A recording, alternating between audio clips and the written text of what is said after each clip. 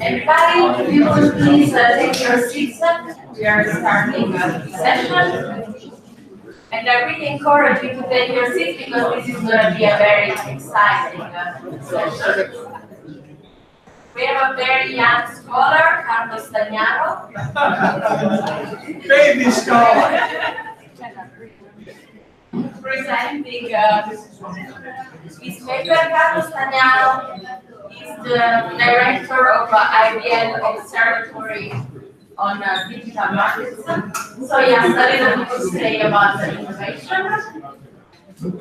And he will be followed back by Maria Blanco, which is a professor in history of economic thought at the Mises2018. And so I will be strict about timing. And I will please ask you both to give your presentation with a length of time, and we both law-abiding presenters, so that we can have a fruitful discussion later. Carlo? Thank you very much. Of course, I'm 21 with 20 years of experience. In my presentation, I will try to answer a big question, which is why do regulation exist?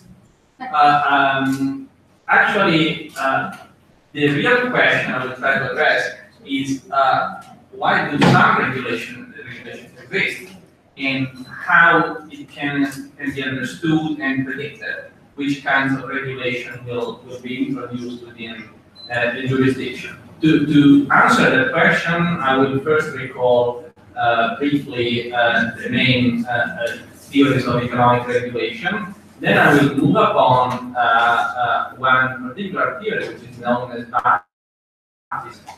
And finally, I will try to apply this theory to what is happening with the digital economy, and to leverage on my own experience as a member in the Valley of the Beast, where I spent about 4 years of my life between 2014 and 2018 working in the Italian Ministry of Economic Development, where I could actually see regulations being introduced, or regulations being repealed, or regulations being proposed and discussed. And then I will conclude and summarize and give the floor to Maria for a discussion.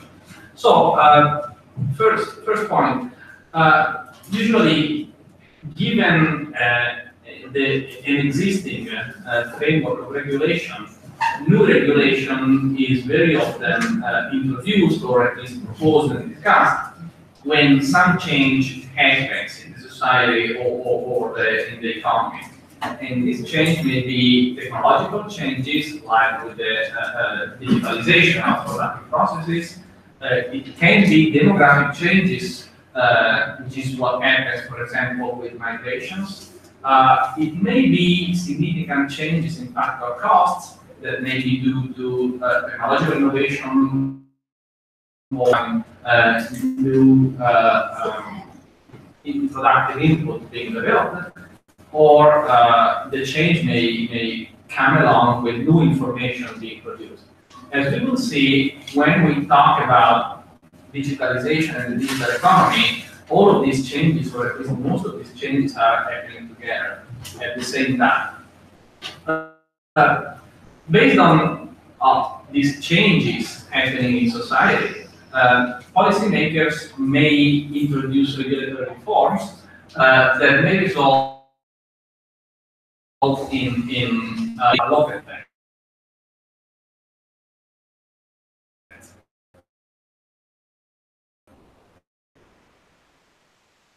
However, which is, I understand, an ambiguous concept, but please take it at face value for the sake of presentation. Social welfare may or may not be enhanced. As I said, the point that I'd like to address is what explains and what predicts the actual decisions that are being made. To do that, I will go very briefly through the main theories of regulation. When you speak about economic theories of regulation, there is a clear divided line in the history of economic thought, which is before Chicago and after Chicago. Basically, before Chicago, which means before the 60s and 70s of the last century, there was no formalized theory of regulation. When I say theory of regulation, I mean theory of why regulation is introduced and how it is introduced. There was basically no formalized theory. There was rather an implicit assumption which was underlying all of the works of the classical and neoclassical economists, which we could call the public interest theory. The idea was that the government and people within the government, both elected officials and bureaucrats, were pursuing the general interest to the best of their knowledge.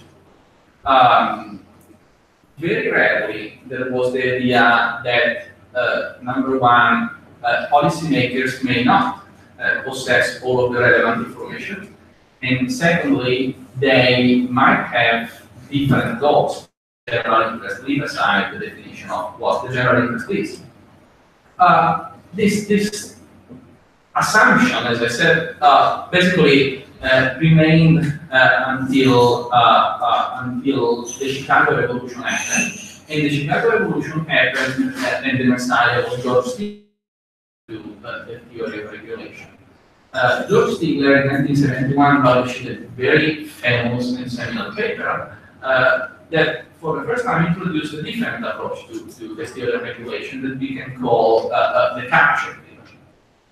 Stigler basically said the policymaker does not possess all of the relevant information, he's not omniscient, and because of this, he has to rely on external advisors. Who is more likely to become an advisor of a policymaker? Well, there can be basically two possible answers. Answer number one is who, for some reason, possesses more knowledge about the issue being debated. And answer number two, those who have an interest in the proposed regulation. And very often, those who have an interest, of course, know have knowledge about the proposed regulation and its effects and about the social changes I was mentioning in the beginning. Even if, according to the capture theory, even if the policymaker is completely well-intentioned and willing to pursue the general interest, he has to rely on external sources of knowledge.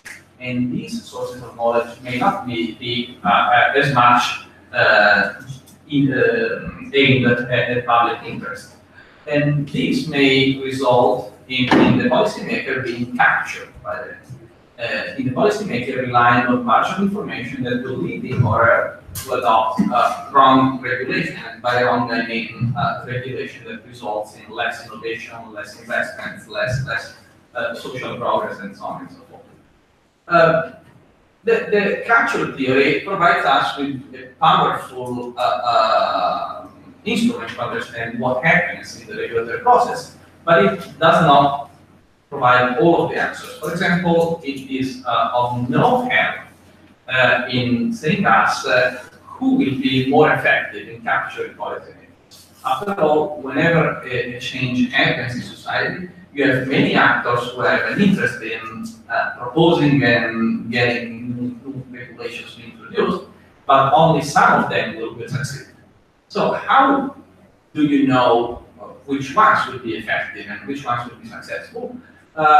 One measure of how much Stigler was a genius is that in the same paper where he formalized the capture theory, he also started to propose the next theory, which we can call the private interest theory. According to this new approach, in order to understand which groups, which pressure groups, which lobbyists could be more effective in capturing policymakers, you have to look at the consequences of the economic consequences of the proposed regulation. In particular, a proposed regulation is more likely to be adopted if it will result in concentrated benefits. That is, there will be a target group who will enjoy the benefit of regulations and who is aware of this, and diffuse the costs. That is, the costs of the new regulation is spread all across the world, and most people who are paying the bill either do not realize they are taxed or they are suffering the consequences of the regulation, or even if they do, the cost is so tiny that they have no practical incentive to take a stand against the proposed regulation. A fourth theory of regulation comes from Fred Mises2018, who formulated it in 1991, and that we can call money for nothing theory. According to the money for nothing theory, the policymaker is no longer well-intentioned. He or she may have very private interests, and so it is the policymaker who starts the debate by throwing into the public debate the regulation proposal. In this case, you will have some groups taking a stand in favor of it and other groups taking a stand against the proposed regulation. And so you will see that you will set in motion the capture plus concentrated benefits and diffuse costs mechanism. And finally, the fifth theory of regulation is what was formulated for the first time by Clemson University economist Lucien in 1983, and then developed in several later papers, which he called the Baptists and bootleggers. What question does the Baptist and bootleggers theory try to answer? Basically, Yandel starts from Stigler and Feldman, so from the capture theory, and he says, okay, we know that capture plays a major role, and we know that when a regulation results in concentrated benefits and diffused costs, it is more likely to be adopted. But how can somebody who has an interest in getting a regulation to ensure that the costs will be really diffused and that the new regulation will be socially acceptable? After all, the policymakers is willing to satisfy statements, is willing to give something to, but not at the price of going against the social consensus. So Yandel tries to understand how social consensus can be built, and he proposes this theory, which is named after a region that was pretty much common in the southern states of the United States, the 20th century before Prohibition. There you had basically two radically different groups lobbying and calling for the regulation of Sunday openings of liquor stores. One group was Baptists. Of course, Baptists wanted to shut down liquor stores on Sundays for religious reasons, because it's not good at night that believers spend the Lord's Day by drinking alcohol. And then you have another group lobbying for Sunday closing laws, which were bootleggers. If you are a bootlegger, you are very happy if liquor stores will be shut down, because whoever wants to drink will have to come to yourself and pay the premium on the fact that you are selling liquor on Sunday.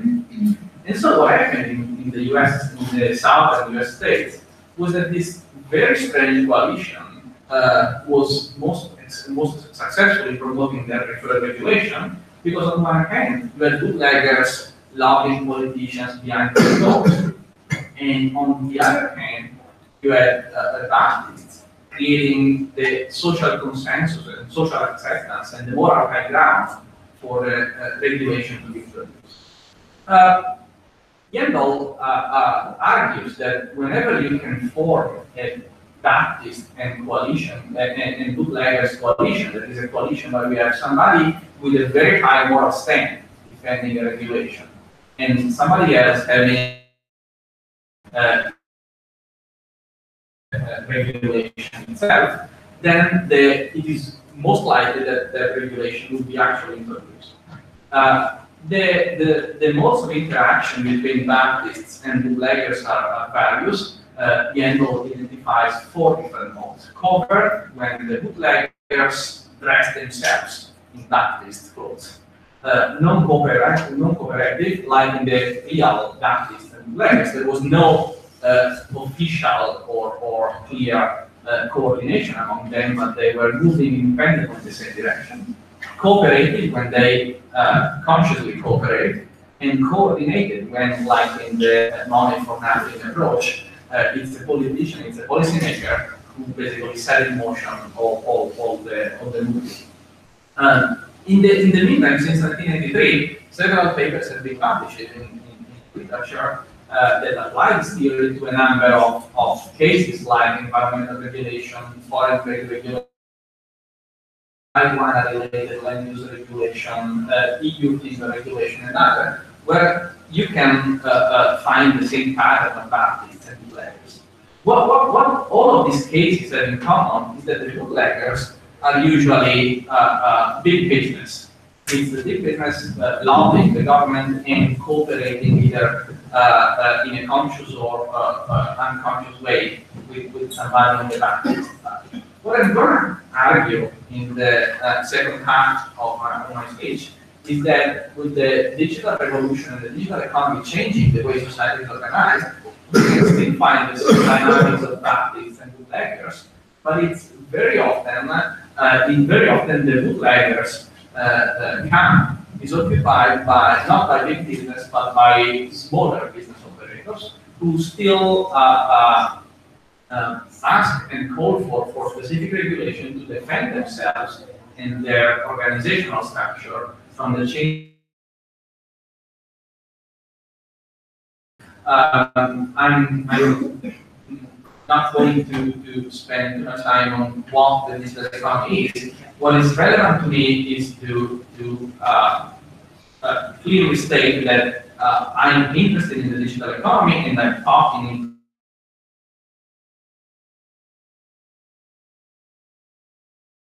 is instrumental to reduce transaction costs and therefore to make economically efficient organizational structures which are basically disintegrated as opposed to vertically or horizontally integrated structures which were common in the old economy exactly because of high transaction costs.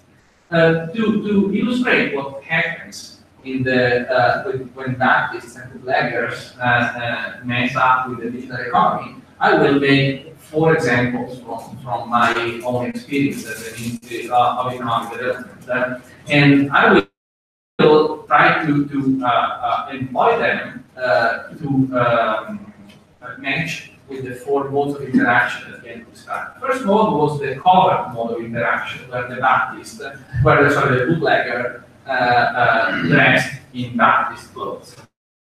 And my called anti-Flixbus amendment. How many of you are familiar with Flixbus and know what Flixbus is? Okay, but likely more than half, which means I have to explain. Flixbus is basically an online platform which allows you to make a reservation on a bus with several bus operators to get from Bombay to basically anywhere in Europe. In order to do this, Flixbus does not directly operate buses, but it coordinates different partner companies in the various European countries. Who is the bootlegger in this case? Well, it is the traditional bus operators. There is a very nice interview in an Italian daily to the head of the Business Association of Traditional Bus Operators, who said, we policy makers need to take a stand against Flixbus because it is disrupting our mode of business. And the subsequent question was, in which sense they are disrupting your models of business?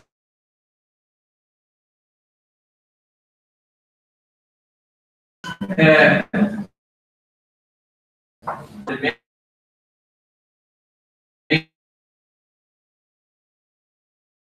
of they made an makers that flexible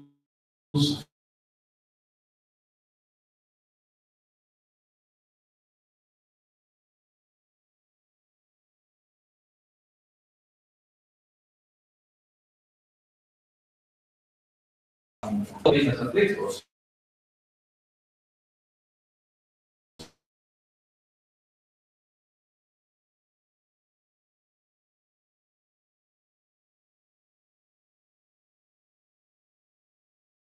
And we have is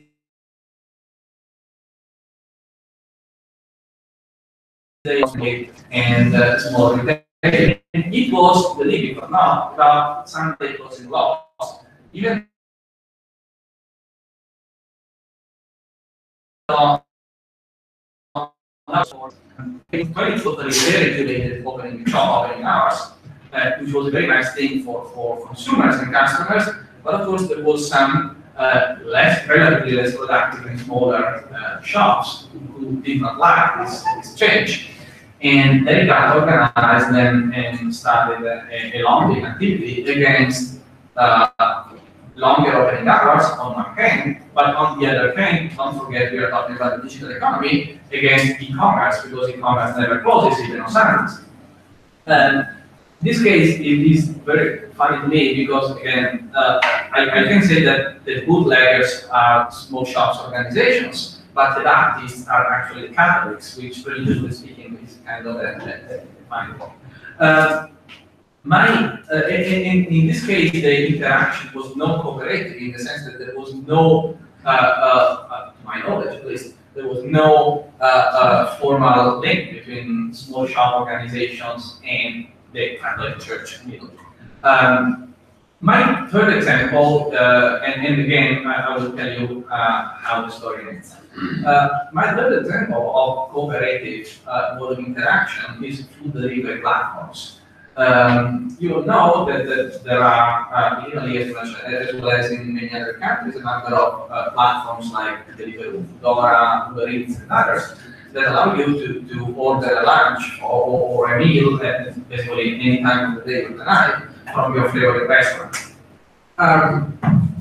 This case is pretty much funny because apparently there is nobody on the other hand, on the other side. There is no business being disrupted by food delivery platforms, but the organizational structure of food delivery platforms is such that the riders are basically independent workers who choose when to work and when not to work and when to make themselves available and whether or not accepting a ride. This is very nice for the platforms, very nice for the riders themselves, who, when interviewed or told, say that the best thing of their job is flexibility. This is not nice for trade unions, who are our bootleggers in this case. So trade unions started the lobbying activity together with some riders association, which represent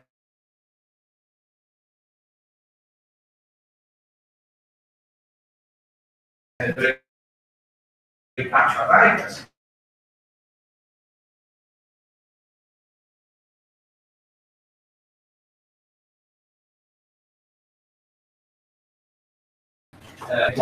Which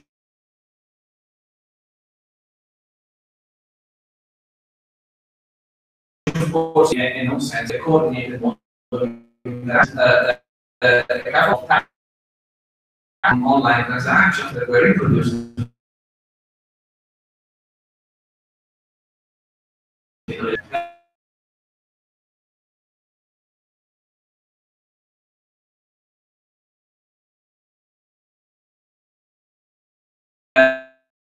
and here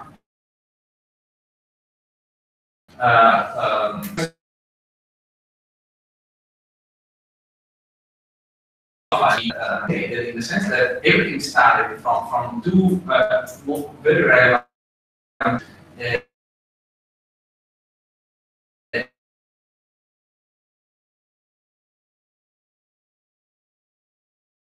the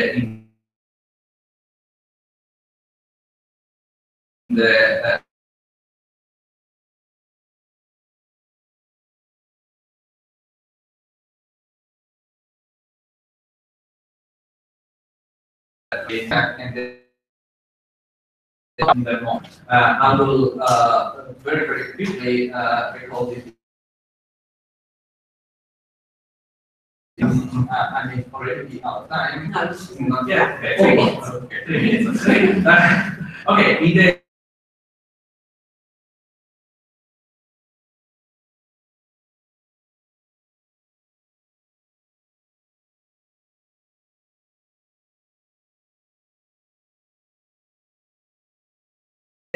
donation money is, but the public opinion was clearly against the regulatory change. In a way, the bootleggers tried to dress in fancy clothes, but the clothes were not really credible. And so the outcome was basically that the regulatory change was repealed, even though the committee was created to study the issue, which in the Italian political language means that the amendment was repealed, but at the same time the committee is still there. So there is a chance that somebody sometime will go back to this issue and will start to propose again this kind of regulation. With some deposit laws which extend to some extent, and I don't know actually why, I can't understand how that would be possible, but anyway, to online operators. The government was, as long as we had the former government led by Mises2018, the government was silently against the change. I mean, the government was, if you talk with anybody from within the government, they said it would be crazy to do this, but nobody said that before a microphone.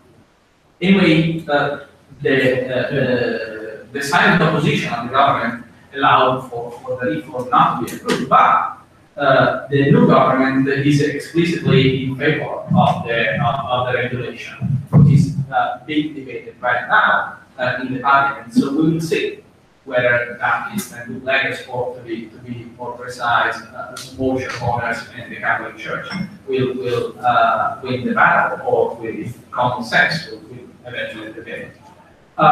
Food delivery regulation is the only example I didn't follow personally, because it emerged a few months ago with the new government, but the government is still in favor, except that they realized that the kind of reform they initially proposed is by and large unenforceable.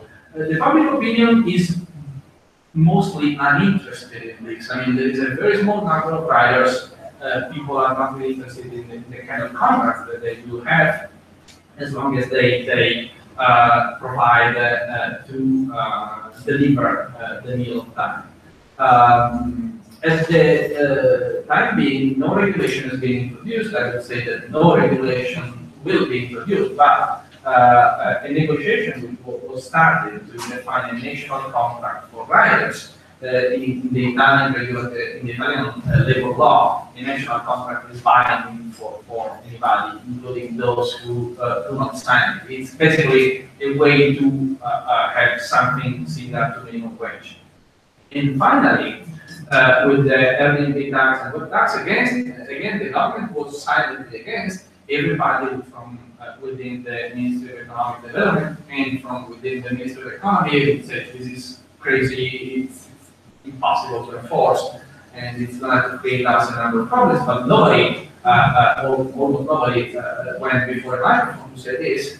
In this case, differently from the anti-Cletus amendment, the public opinion was largely in favor of the tax. Why? Because, of course, the proponents were very, very good in pressing the tax in a way to let the online players pay, and in order to reduce taxes on offline players and on individuals. And of course, this is quite a convincing argument before people who, generally speaking, do not have any knowledge about how tax law works internationally. So the two online taxes, one on home sharing platforms, and the other about all online service transactions, were introduced, and we'll see that they are now legally challenged in court, and we'll see how it ends. But in this case, bootleggers and backlists made the way. So conclusion, my conclusion is that the theory of bootleggers and backlists still has something to say. It's still a useful tool to understand how regulatory changes are made, and which regulatory proposals are more likely to be introduced. One potential difference is that the lobbying power of big business is probably less important today, at least as long as digital economy is concerned, and its impact on the non-digital economy. Big business is probably less relevant than it was a few decades ago, but still, you can have bootleggers among smaller operators, which are less bootleggers than the big business. And so my provisional conclusion is that the old saying is still true, that when the three biggest lies in history are the biggest lie, check on the head, second biggest lie, we are only friends, and first biggest lie, I'm from the government and I'm here to help.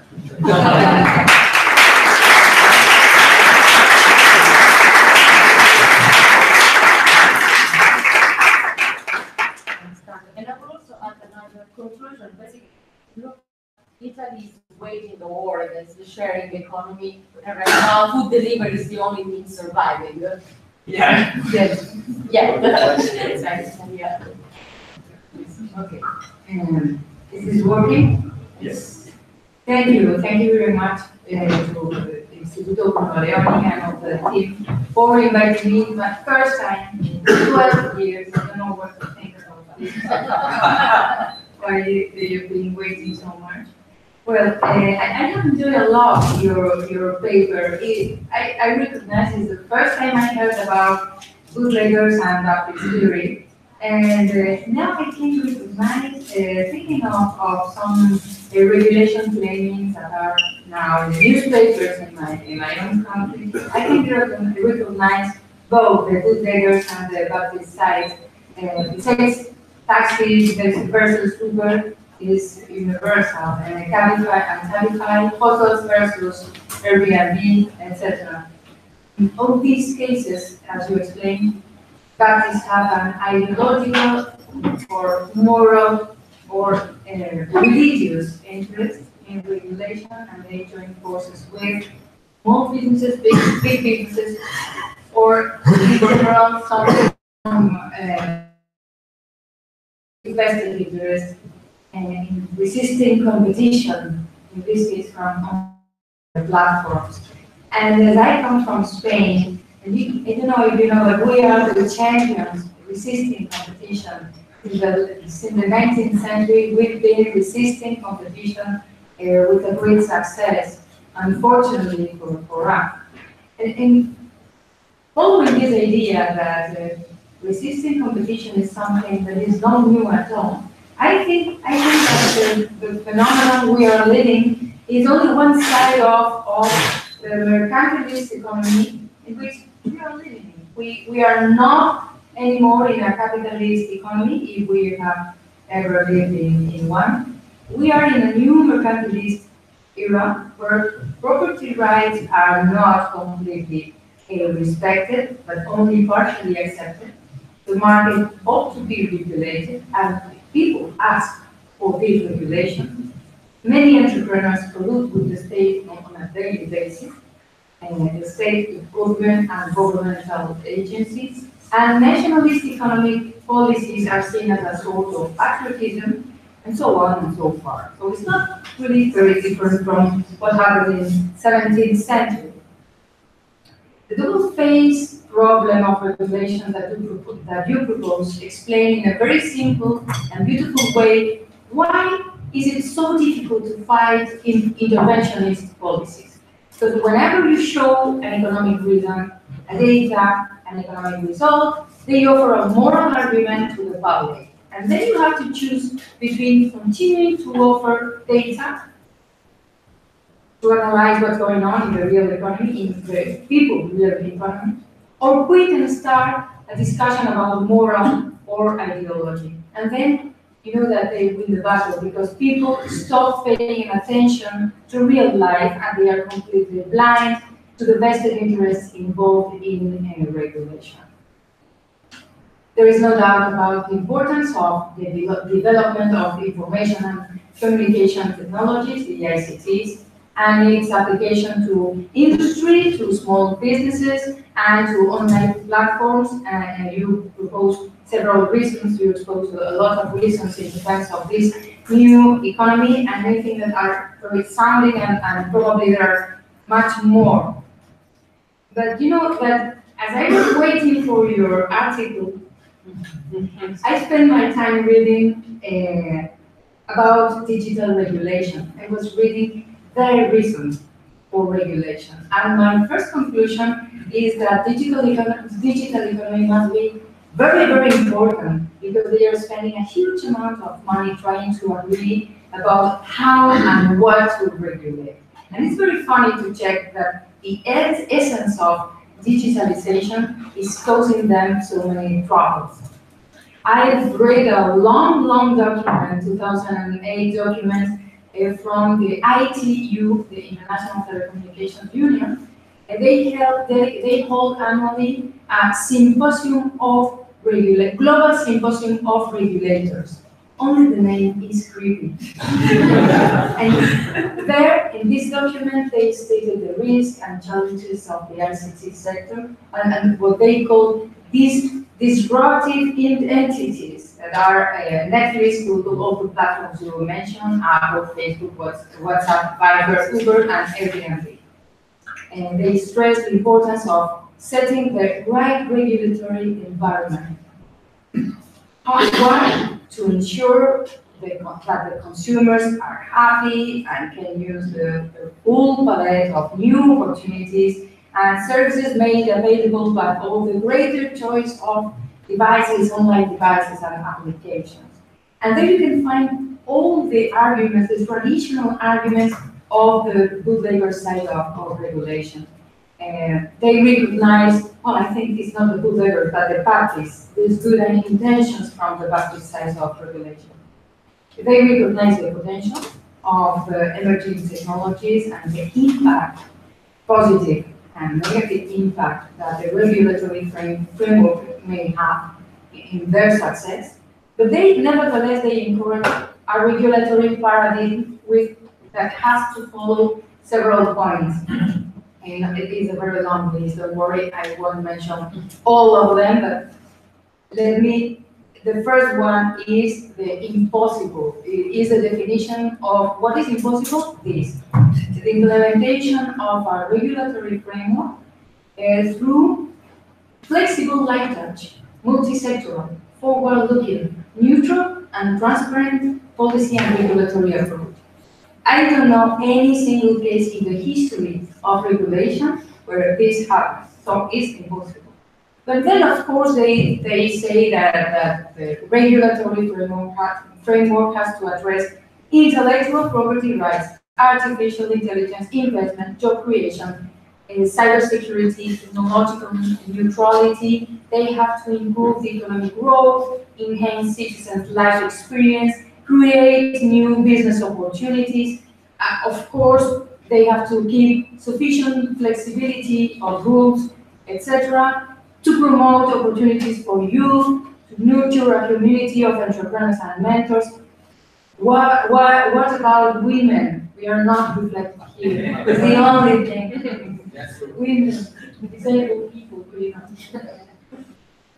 So they are aware that they need an investment-friendly policy and regulatory framework, and to ensure the predictability and regulatory certainty that is needed to promote businesses, so we are not stupid.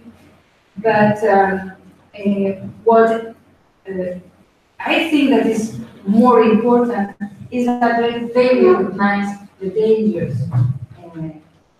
Because they realize that the app economy is inherently global, and this has an impact on regulation. That they say that ideally a unified global approach to regulation is desirable, but is unlikely to be operative in the short or even medium term. Unified rules for facilitating infrastructure deployment, etc., can strongly contribute towards stimulating the development of app economy. And this is where I think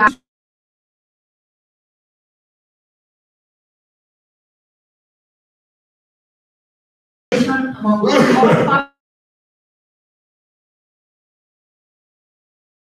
and local level, we talked about some years ago, and that are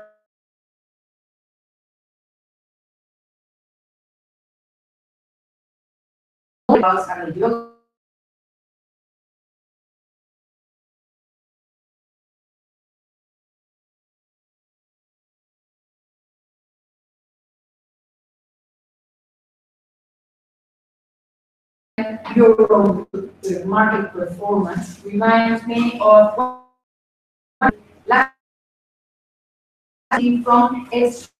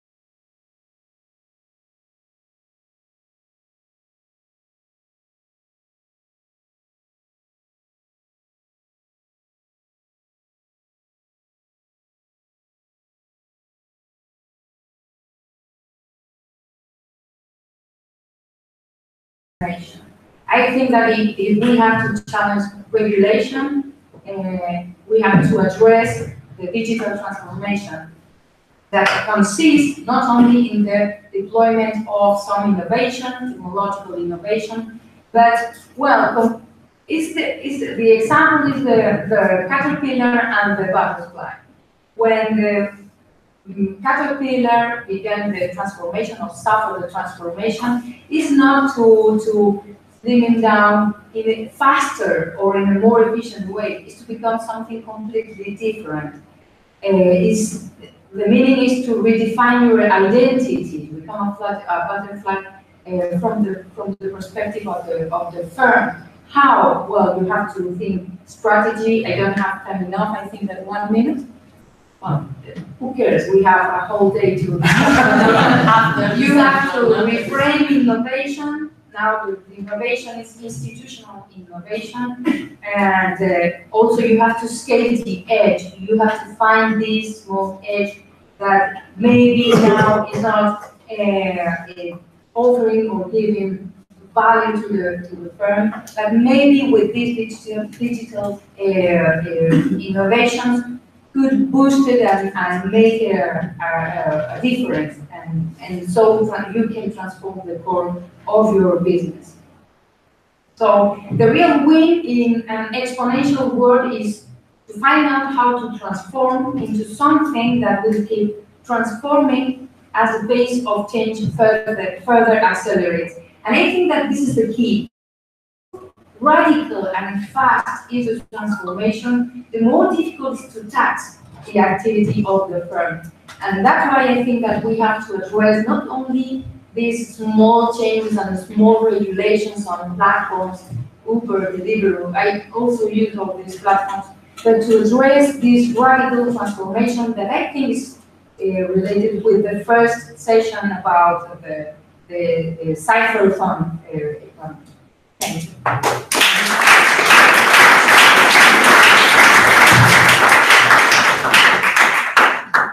I will restrain myself from asking you several very smart questions, of course, and open to the floor. So if who's got the microphone, you can give it to Professor Carlo for the first question.